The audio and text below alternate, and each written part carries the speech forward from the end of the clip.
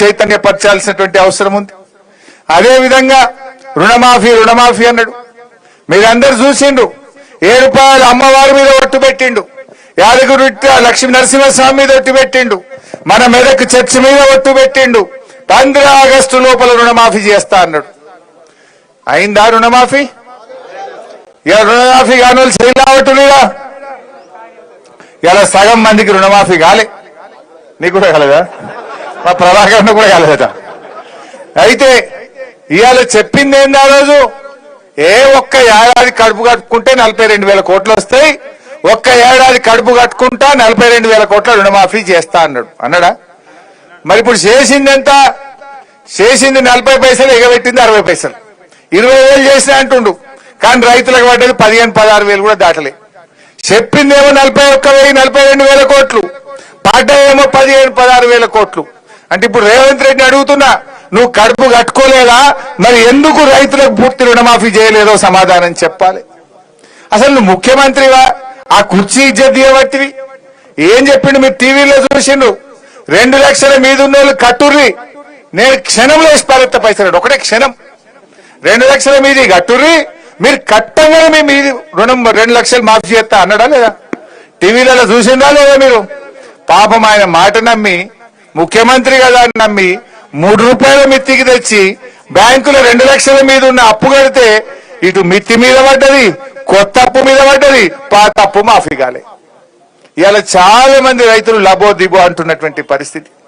2 లక్షల లోపు కాలే చాలా మందికి, 2 లక్షల మీద వాళ్ళకైతే అసలే కాలే.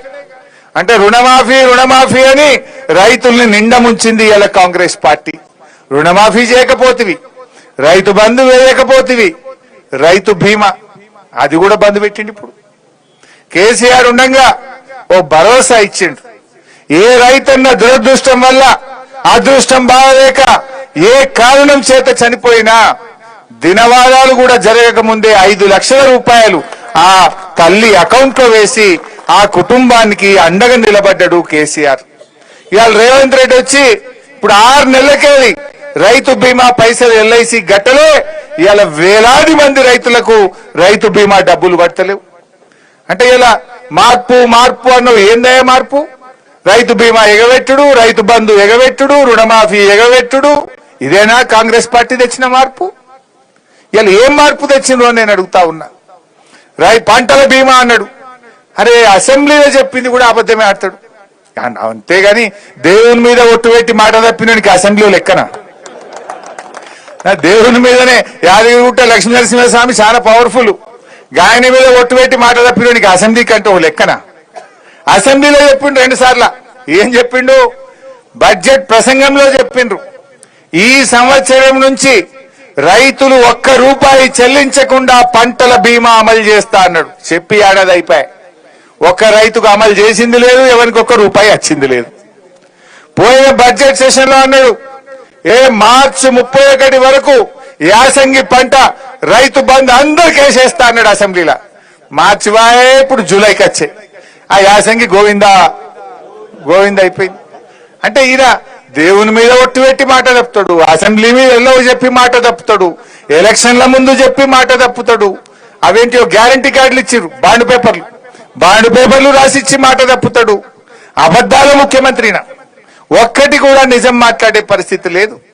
రైతు బీమా ఉత్తదే, పంటల బీమా ఉత్తదే, రుణమాఫీ ఉత్తదే, రైతు బంధుకు రామ్.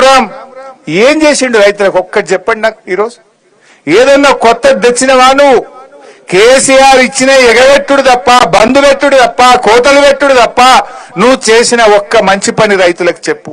చేసిండు.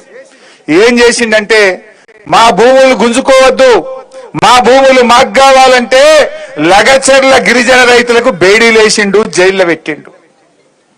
మొన్న గద్వాల జిల్లా ధన్వాడలో ఈ ఇథనాల్ ఫ్యాక్టరీ వల్ల మా ప్రాణం దెబ్బతింటది, మా ఆరోగ్యాలు ఖరాబ్ అవుతాయి, ఇథనాల్ ఫ్యాక్టరీ మాకు వద్దు అంటే ఆ పెద్ద ధన్వాడ రైతులకు బేడీలేసి జైల్లో పెట్టిండు రేవంత్ రెడ్డి. అంటే రైతులకు బేడీలేసిన చరిత్ర రేవంత్ రెడ్డిది, రైతులను జైళ్లలో పెట్టిన చరిత్ర రేవంత్ రెడ్డిది. ఇంతకు మించి రైతుల ఆత్మగౌరవాన్ని నువ్వు దెబ్బతీసినావు. దేశానికి అన్నం పెట్టే రైతు చేతులకు బేడీ లేచిన రేవంత్ రెడ్డికి ఈ రాష్ట్ర రైతులందరూ కలిసి గుణపాఠం చెప్పాలని చెప్పి నేను ఈరోజు కోరుతా ఉన్నా. ఏ రకంగా మనసు వచ్చింది?